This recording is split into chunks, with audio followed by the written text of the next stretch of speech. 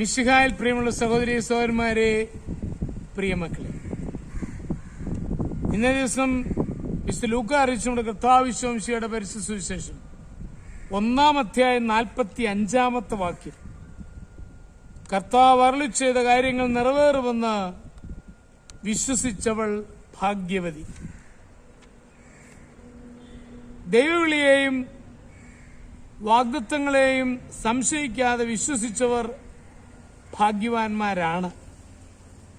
വിപരീത സാഹചര്യങ്ങൾ വരുമ്പോഴും സംശയിക്കാതെ വാഗ്ദത്തം ചെയ്ത ദൈവം നിവർത്തിക്കുമെന്നും നടത്തുമെന്നും വിശ്വസിക്കുവാൻ സാധിക്കണം.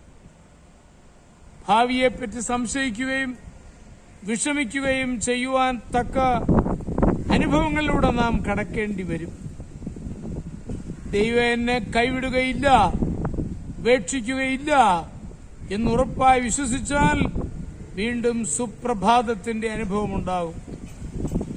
വിപരീത അനുഭവങ്ങളുടെ പ്രേരണയിൽപ്പെട്ട് ദൈവത്തിന്റെ വാഗ്ദാനങ്ങളെ ഒരിക്കലും അവിശ്വസിക്കരുത്.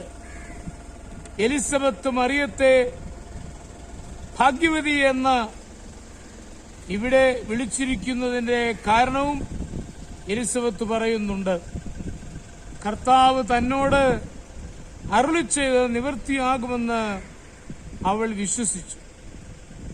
സക്രിയാവിനോട് ഒരു മകൻ ജനിക്കുമെന്ന് ദൈവദൂതൻ അറിയിച്ചപ്പോൾ അവിശ്വസിക്കുവാൻ സക്രിയാസ് തയ്യാറായില്ല. തൽഫലമായി തന്റെ സംസാരശേഷി നഷ്ടപ്പെട്ടുപോയി. ഭർത്താവിന്റെ അവിശ്വാസത്തെപ്പറ്റി എലിസബത്ത് ദുഃഖിച്ചു. മറിയത്തോട് ഈശോയുടെ ജനനത്തെപ്പറ്റി പറഞ്ഞപ്പോൾ മറിയം അതിൽ സംശയിച്ചില്ല. തൽഫലമായി വാഴ്ത്തപ്പെട്ടവൾ എന്ന പേരിന് അവൾ അർഹയായി. ദൈവിക വാഗ്ദാനങ്ങളെ ചോദ്യം ചെയ്യാതെ വിശ്വസിക്കുമ്പോൾ നമ്മളും ഭാഗ്യവാന്മാരാണ്. നോഹ ജനത്തോട് ജലപ്രളയമുണ്ടാകുമെന്നും ദൈവം ശിക്ഷിക്കുമെന്നും പറഞ്ഞു. കരയ്ക്ക് കപ്പൽ പണിതു വെച്ച ജലപ്രളയത്തിനായി കാത്തിരുന്നു. ജനങ്ങൾ വിശ്വസിച്ചില്ല. അന്ത്യത്തിൽ അവരെല്ലാം നശിച്ചു. നോഹയും കുടുംബവും രക്ഷപ്പെട്ടു.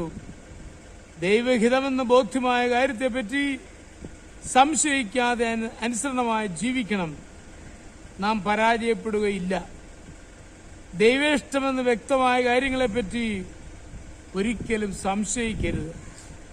ദൈവിക വാഗ്ദാനങ്ങളെ ബുദ്ധിശക്തിയുടെ അളവറ്റ